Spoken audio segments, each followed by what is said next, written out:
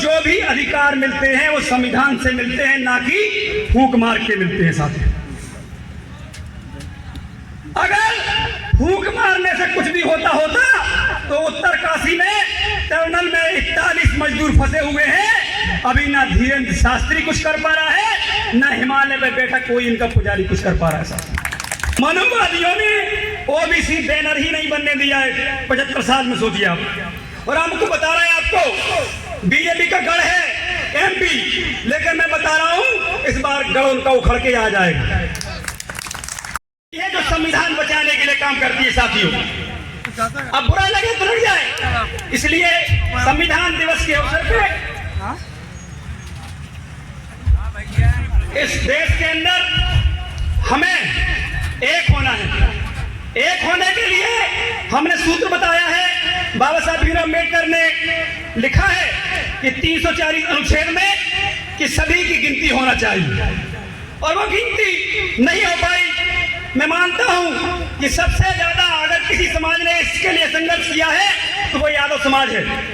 लालू प्रसाद यादव, मुलायम सिंह यादव और शरद यादव हमारे यहाँ के थे एमपी से, बहुत सारे यादव समाज के लोग, और उसके कारण कई लोगों को जान भी देना पड़ी, कई लोगों को नौकरी गंवाना पड़ी, लेकिन संघर्ष जारी रहा साथियों। लेकिन ये जरूर है कि आज अब हमें एक होने की जरूरत है, चाहे लोधी समाज हो, चाहे यादव हो, कुर्मी, कुशवाहा, प्रजापति, रजक, साहू, जितनी भी समाजें हैं, सबको एक करने की जरूरत है, और एक हो सकती है।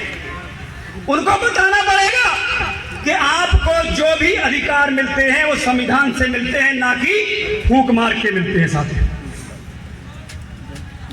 अगर फूंक मारने से कुछ भी होता तो उत्तरकाशी में टर्नल में 41 मजदूर फंसे हुए हैं। अभी ना धीरेन्द्र शास्त्री कुछ कर पा रहा है, ना हिमालय में बैठा कोई इनका पुजारी कुछ कर पा रहा है साहब।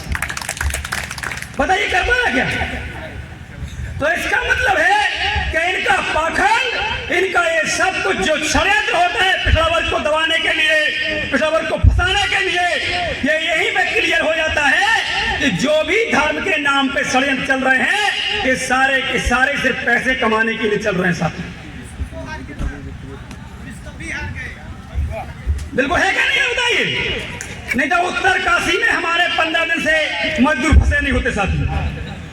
इसलिए हमें संगठन बनाने की जरूरत है। इस संगठन में आज यहाँ पर सभी लोग बैठे हैं, आप जोड़िए सभी को, साहू समाज को जोड़िए, कुशवाहा को जोड़िए, हमें यहाँ पे लोधी को जोड़िए, जो भी समाज यहाँ पे ओबीसी वर्ग की हैं उन सबको जोड़िए, अपनी टीम का हिस्सा बनाइए।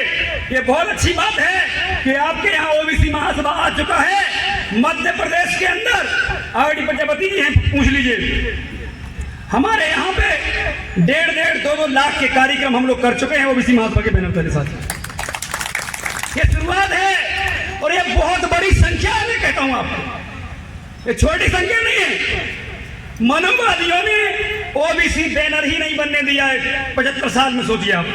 और हमको बता रहे हैं, आपको बीजेपी का गढ़ है एमपी, लेकिन मैं बता रहा हूं इस बार गढ़ उनका उखड़ के आ जाएगा। ये सिर्फ ओबीसी महासभा की देन है, वो आरडी प्रजापति बैठे हैं। नहीं तो कांग्रेस ने एक सिंगल आंदोलन संवैधानिक अधिकारों के लिए नहीं किया है साथियों, सिंगल आंदोलन नहीं किया। लेकिन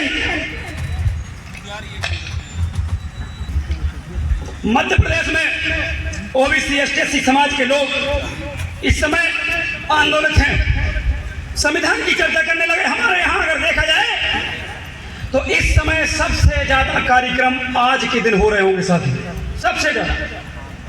और वो देन है ओबीसी महासभा की, कम से कम आज 150 से ज्यादा कार्यक्रम हमारे ओबीसी महासभा के बैनर के तले हो रहे हैं साथी। तो समाज जाग रहा है और समाज लड़ने लगा है, और अब तो लठ उठा के लड़ने को तैयार है साथी। और साथियों, साथ में मैं कहना चाहता हूं, जब तक आप लड़ोगे नहीं तब तक जीतोगे नहीं, और ये लड़ाई हमें लड़नी पड़ेगी। अब चाहे संविधान उठा के लड़ो या फिर डंडा उठा के लड़ो, लड़ना पड़ेगी। आप अगर ये सोच के बैठे हैं कि हम नहीं, हमारा लड़का लड़ेगा, तो लड़का को पैदा ही नहीं होने देंगे। ऐसी सरकार है बीजेपी की, आप सब जानते हैं सर। इसलिए बहुत सारी बातें नहीं कहना है, मेरे को यही कहना है कि संगठन बनाइए, महिलाओं को जोड़िए, युवाओं को जोड़िए, क्रांतिकारी साथियों को जोड़िए, आप सब सहयोगी बनिए। मैं किसी पार्टी का विरोधी नहीं हूं, ना विरोध करता हूं, मैं सिर्फ उसकी विचारधारा का विरोध कर रहा हूं। आपने नाम जोड़ा इसलिए, नहीं तो मैं साहबा को कोई गलत नहीं मानता, मैं किसी पार्टी को गलत नहीं मानता, लेकिन अगर तुम्हारे सामने, तुम्हारी पार्टियों के होने सामने अगर संविधान की धज्जियां उड़ाई जाएंगी तो मैं सवाल तो खड़ा करूंगा साथियों को निकाल। बात यह है कि उत्तर प्रदेश में सबसे ज्यादा जागे हुए लोग हैं, लेकिन फिर भी तुम्हारी पार्टी होने के बाद भी आंदोलन क्यों नहीं हो रहे साथियों, बताइए। सवाल है, आपके विधायक भी हैं, क्यों आखिर आंदोलन नहीं कर रहे जाति जनगणना को लेकर, क्यों नहीं करना चाहिए बताइए। सवाल होते हैं, ये अगर आप करेंगे तो आपको फायदा होगा। आप 2024 में मोदी को 100 सीटों के अंदर समेट के रख दोगे पूरे देश के अंदर, लेकिन कब, जब आप संवैधानिक अधिकारों को लेकर आंदोलन सड़कों पे करोगे तब होगा। घर में बैठ के नहीं होगा, ना ही आप मंच पे आके भाषण देने से होगा। हम लोग रात दिन लड़ते हैं, वो सिंगल चलते हैं, कोई भी मार देगा, इसके बाद भी लड़ रहा है कि नहीं लड़ रहा है। और वो हमारे विधायक सांसद जिनको 2-2 4-4 बंदूक गनमें वाले ही मिले हैं, 2-4 लिखने वाले भी मिले हैं, इसके बाद भी कभी सड़कों पे नहीं निकलते। और बोल दो तो बुरा लगता है साथियों, बता गलत बोलो क्या। और उनको बड़ी बड़ी गाड़ियां, और अगर जल्दी जाना हो 2 घंटे में कहीं तो प्लेन भी है। इसलिए हमारी बातों का कोई बुरा ना माने, और ना ही मैं ऐसी बात करता हूं कि हमारे लोग हमारी बात को बुरा माने, क्योंकि बुरा मानने के लिए 15% काफी है हमारे लिए, ठीक है ना। इसलिए 15-4, 16-4 हमें संख्या के अनुपात में हिस्सेदारी की बात करता है संविधान में। अब बाबा साहब अम्बेडकर जी ने लिखा है और हमने पढ़ा नहीं है, तो ये हमारी गलती का नहीं है। हम 75 साल में नहीं पढ़ पाए और हमारे विधायक सांसद बोल के जाते हैं हाँ और करो और करो। अरे तुम क्या कर रहे हो ये बताओ ना, कौन से आंदोलन कर रहे हो? वो विधायक की निधि से कितने आंदोलन हो सकते हैं वो तो बताइए, नहीं हो सकते क्या बताइए। तुम्हारी, मैं आया हूं, आपको बताऊं, ट्रेन में जगह नहीं थी, एसी में घुस गया, 1780 रुपए का फाइन बना दिया, और सोने के लिए बोला तो उसने बोल दिया कि 1000 रुपये और लाएंगे, जो बेडशीट में छता है ना वो 3000 रुपये लगा के आया, बड़ी मुश्किल से आ पाया। और लोग 5-5, 6 गाड़ियों से आते हैं, आते कि नहीं आते। कहने का मतलब मेरा ये है कि हमको लड़ना पड़ेगा, और लड़ने के लिए दुश्मन तैयार भी बैठा हुआ है, हमें तैयार होना है। वो तो कभी राम मंदिर के नाम पे भी लड़ने को तैयार है आपसे, आप कुछ भी नहीं बोल पाओगे, गलत मत समझना।